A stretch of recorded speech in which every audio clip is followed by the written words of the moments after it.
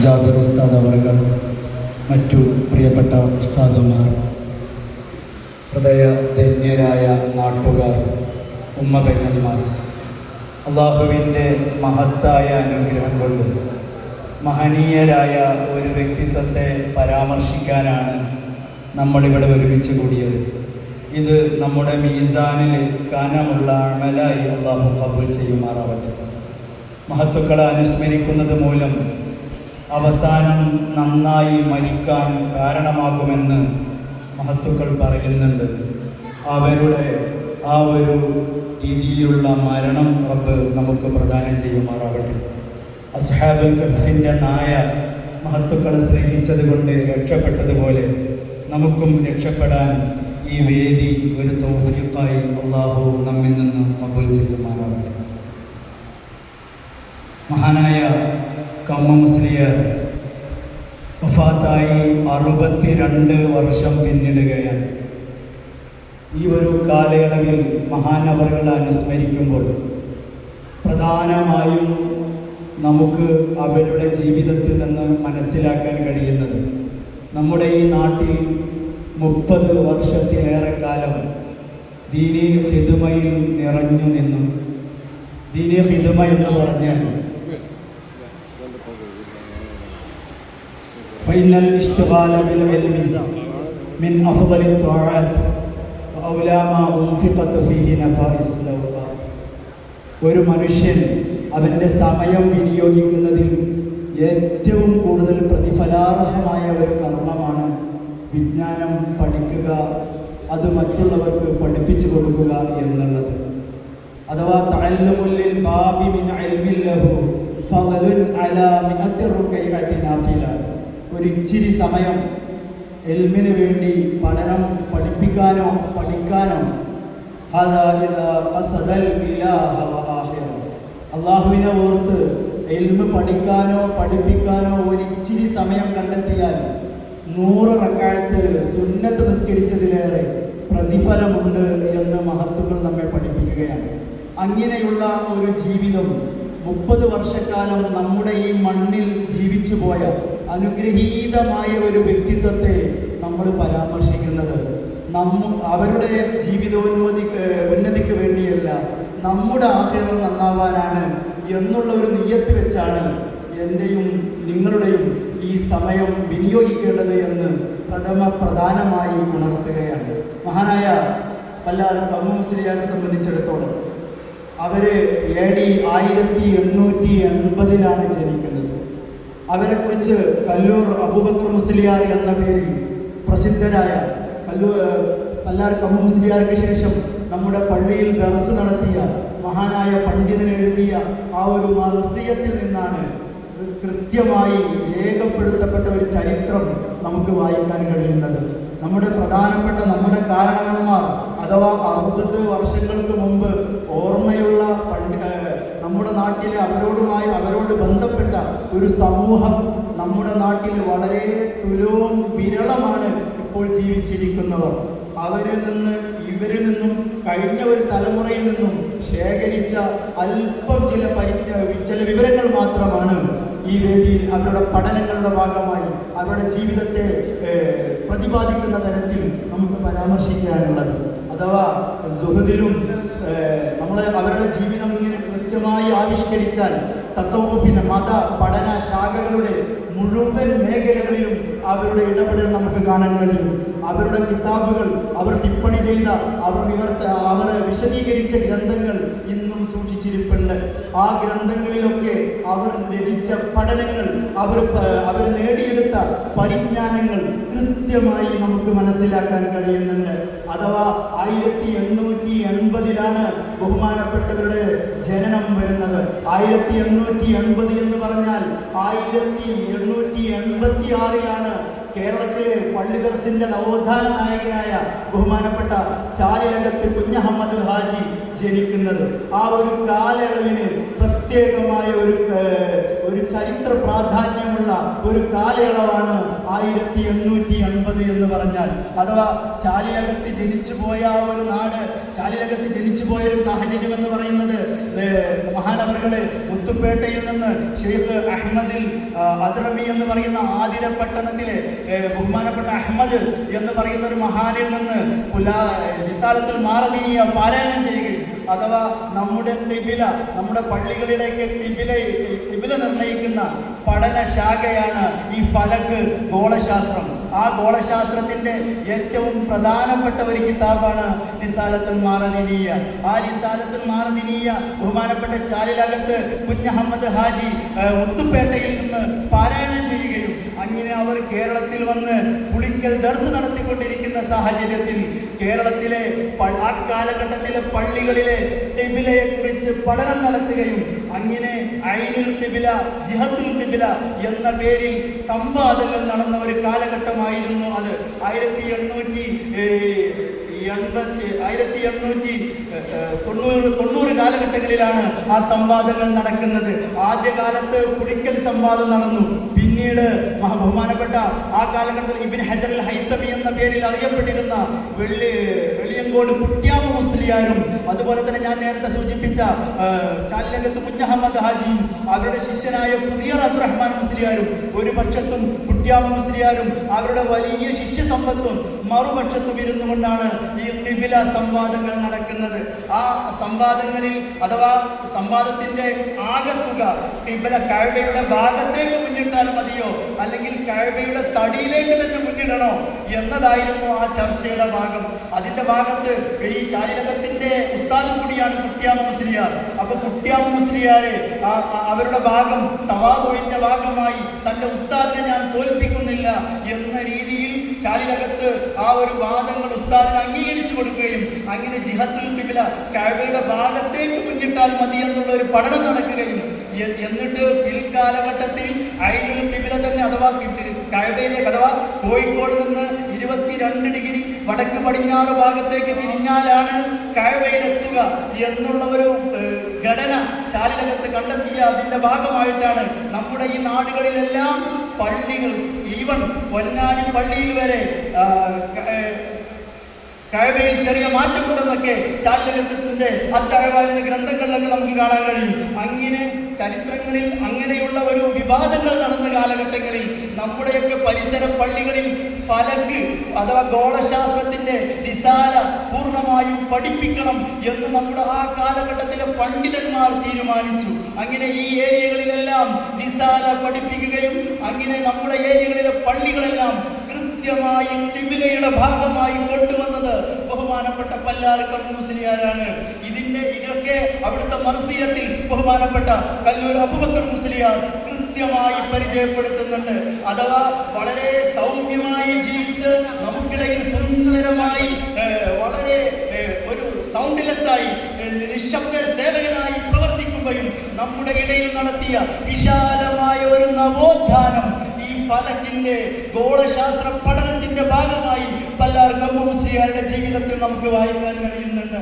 അതുപോലെ തന്നെയാണ് ഫറായിദുൽ മുഹമ്മദിയ, അവിടുത്തെ കയ്യെഴുത്ത് പ്രതികളിലെ ചില കത്തുകളൊക്കെ നമ്മൾ പരാമർശിക്കുമ്പോൾ ഫറായിദ് എന്ന് പറയുന്ന എന്നൊക്കെ പറഞ്ഞിട്ട് ബഹുമാനപ്പെട്ട കല്ലൂർ അബൂബക്കർ മുസ്ലിയാർ അവരുടെ ചരിത്രം കൃത്യമായി സുവ്യക്തമായി അവതരിപ്പിക്കുന്നുണ്ട്. ഈ ഫറായിദുൽ മുഹമ്മദിയ എന്ന അബ്ദുൽ അസീസ് വേലൂരി എന്ന് പറയുന്ന മഹാനായ ഒരു പണ്ഡിതൻ, ബഹുമാനപ്പെട്ട അസാധ്യതമാർ നമ്മുടെ വേദിയിലേക്ക് കടന്നു വരുന്നുണ്ട്.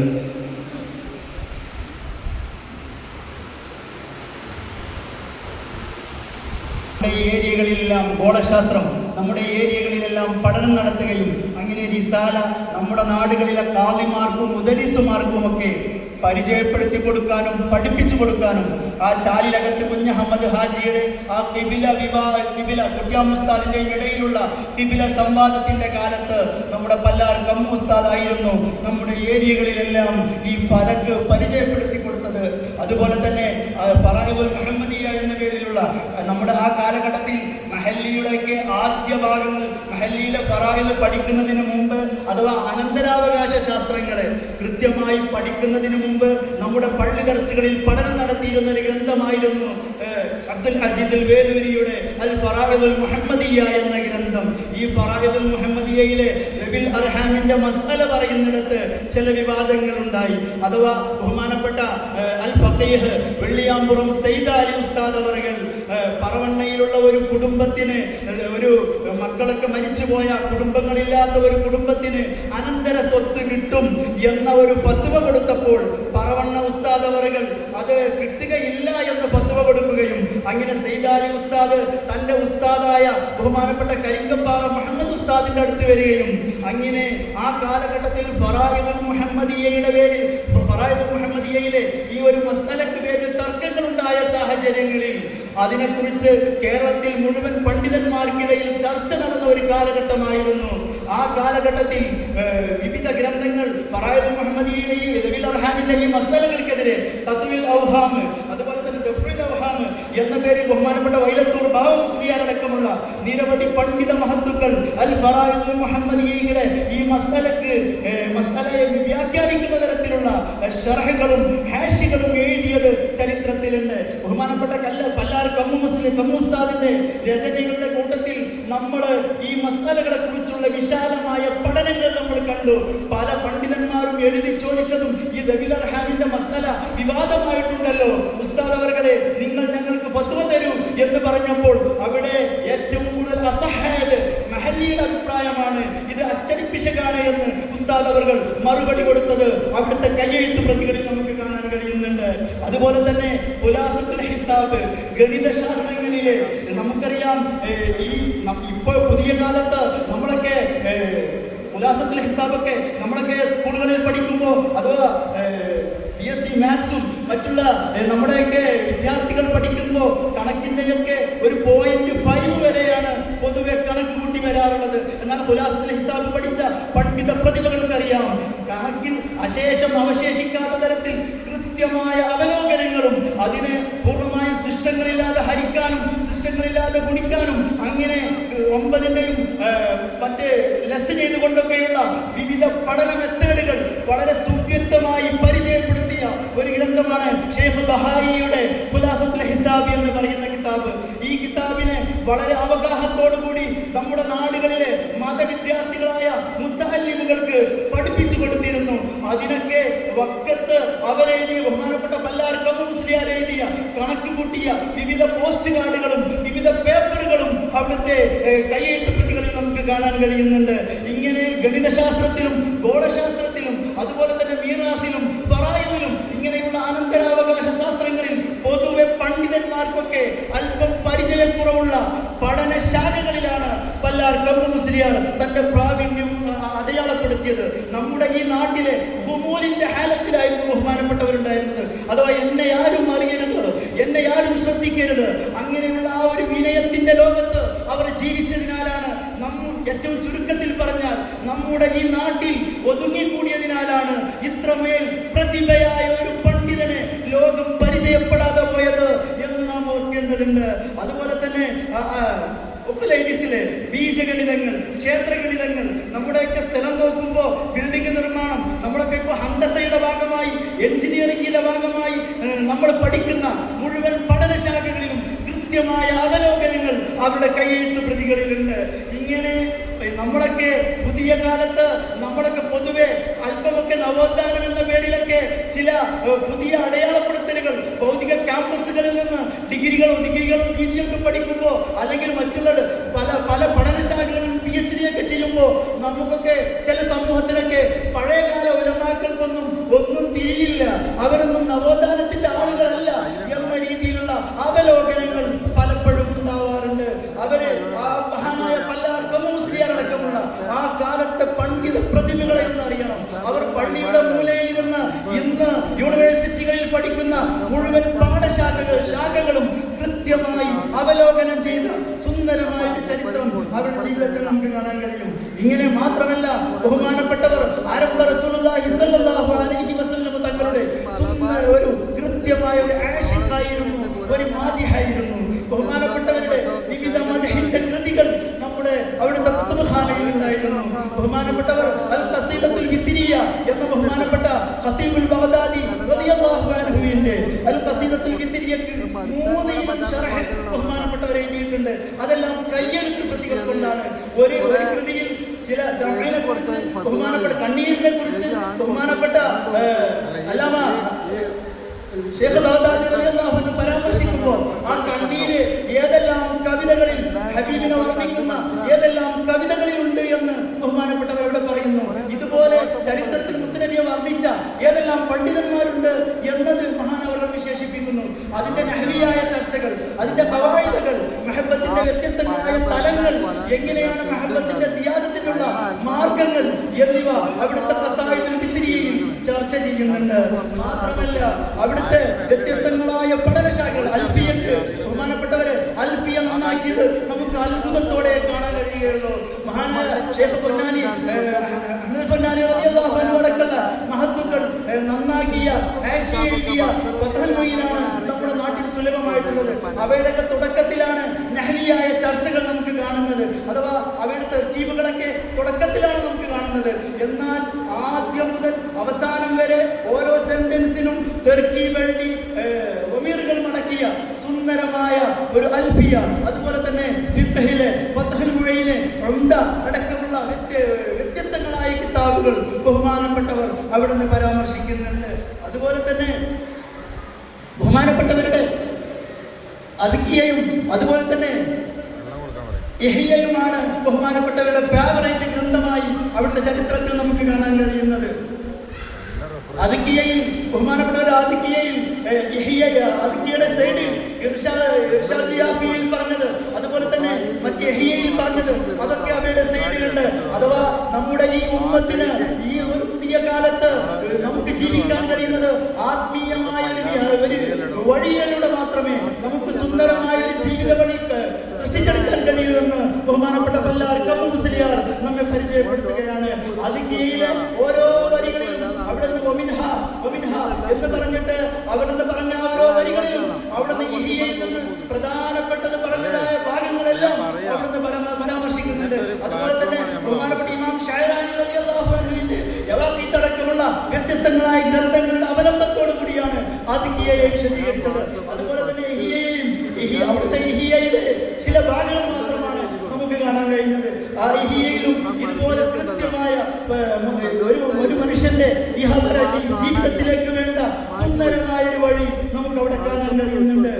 അതുപോലെ തന്നെ അവിടുത്തെ വൈജ്ഞാനികമായ മികവും, അതുപോലെ തന്നെ അവിടുത്തെ സുഹൃത്തും, അവിടുത്തെ ഉസ്ലത്തും ഹുമൂലും ഒക്കെ നമ്മൾ പ്രത്യേകമായി പരാമർശിക്കേണ്ടതാണ്. അഥവാ ഒരു ശമ്പളമില്ലാതെയായിരുന്നു ഈ 30 വർഷത്തോളം ഈ മഹല്ലിൽ ബഹുമാനപ്പെട്ടവർ കഴിഞ്ഞുകൂടിയത്. കമ്മിറ്റി ഇടപെട്ട് പല തവണയും ബഹുമാനപ്പെട്ടവർക്ക് ശമ്പളം നിശ്ചയിക്കാൻ വേണ്ടി തീരുമാനിച്ചിരുന്നുവെന്ന് ഇവിടുത്തെ കാരണവന്മാർ പലരും നമ്മോട് പറഞ്ഞു. അപ്പോഴൊക്കെ ബഹുമാനപ്പെട്ടവർ ഒരിക്കലും ശമ്പളത്തിന് മെനക്കെട്ടിരുന്നില്ല. അവിടത്തേക്കുണ്ടായിരുന്നത് ഒരു തൂക്ക് പിരിവായിരുന്നു. ആ തൂക്കിൽ വല്ലപ്പോഴും വല്ലതും ഉണ്ടാകും, അല്ലെങ്കിൽ ഒന്നും ഉണ്ടാവുകയില്ല.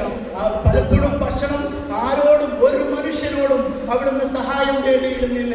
ഭക്ഷണം വല്ലപ്പോഴും കിട്ടും, ആരെങ്കിലും കൊണ്ടുവന്നാൽ കഴിക്കും, അല്ലെങ്കിൽ കഴിക്കുകയില്ല. എന്നാൽ അവിടുന്ന് വറകൊക്കെ ശേഖരിച്ച് എവിടെയെങ്കിലുമൊക്കെ കാഞ്ഞിരപ്പറമ്പിൽ നിന്നൊക്കെ പൂളക്കിഴങ്ങും കപ്പക്കിഴങ്ങും അതുപോലെ അനുബന്ധമായ വല്ലതും കൊണ്ടുവന്ന് പള്ളിയുടെയോ മറ്റോ സൈഡിൽ തീ കൂട്ടുമ്പോഴാണ് ഇന്ന് ഉസ്താദ് അവർ ഒന്നും കഴിച്ചിട്ടില്ല എന്ന് നാട്ടുകാർക്ക് തിരിച്ചറിയുക. ഇങ്ങനെ ഒരു പ്രത്യേകമായ ഒരു ജീവിതക്രമത്തിൽ ആരോടും ഒന്നും അവലംബിക്കാതെ, ആരെയും പരമാവധി ആശ്രയിക്കാതെ തന്റെ ഖാദിമുകളായി ആരും ഉണ്ടായിരുന്നില്ല എന്നാണ് ചരിത്രം പറയുന്നത്. അഥവാ തനിക്ക് വേണ്ടി ഖിദ്മത്തെടുക്കാൻ, ആരുടെയും ഖിദ്മത്ത് സ്വീകരിക്കാൻ മാത്രമുള്ള ആ ഒരു തവാദുവിന്റെയും വിനയത്തിന്റെയും ഖുബൂലിന്റെയും അങ്ങേയറ്റത്തെ ഒരു മർത്തബയിലായിരുന്നു ബഹുമാനപ്പെട്ടവർ വസിച്ചിരുന്നത്. ഇങ്ങനെ വളരെ ലഘുവായ ഭക്ഷണക്രമം, കലത്തപ്പമൊക്കെ ഉണക്കിയിട്ട് വർഷങ്ങളോളം അവിടുന്ന് ഭക്ഷിച്ചിരുന്നു. അഥവാ അവിടുന്ന് ഉണക്കി കലത്തപ്പങ്ങള്, ഉണക്കാൻ പറ്റുന്ന ഭക്ഷണക്രമങ്ങളൊക്കെ അവിടുന്ന് എടുത്തു വെച്ചിരുന്നു. എന്നിട്ട് അത് എടുത്തു വെച്ച് ഈ ബഹുമാനപ്പെട്ട ഈ മശായിഖന്മാരുടെ ഹിയയിലും അതുപോലെ തന്നെ പലയിടങ്ങളിലും ഈ പല പഴയ സൂഫികളെ കുറിച്ചൊക്കെ പറയാറുണ്ട്. അവരൊക്കെ ഹുബ്സ് ഉണക്കി വെച്ച മുജഫഫായ ഹുബ്സ് ഉണക്കി വെച്ചിട്ട് ആ ഹുബ്സ് കൊണ്ടു നടന്ന ചരിത്രങ്ങൾ പറയാറുണ്ട്. അതുപോലെയുള്ള ആ ഒരു മശായിഖന്മാരുടെ പിന്മുറക്കാരനായി നമ്മുടെ നാട്ടിൽ ജീവിച്ചു പോയ ഈ ഒരു വന്യ വയോധികനായ ഒരു പണ്ഡിതൻ എന്നാലോ ഈ വൈജ്ഞാനികമായി പുതിയ കാലത്ത് അത്യാവശ്യമായ മുഴുവൻ മേഖലകളിലും മഹാനവറുകൾ നിറഞ്ഞു ഒരുപാട് മേഖലകളിലേക്ക് ഇടപെടാറുണ്ട്. ഇൻഷാ അല്ലാഹ് എനിക്ക് നിർണയിച്ച സമയം കഴിഞ്ഞിട്ടുണ്ട്, ഞാൻ നിർത്തുകയാണ്. അസ്സലാമു അലൈക്കും വറഹ്മത്തുള്ളാഹി വബറകാതുഹു.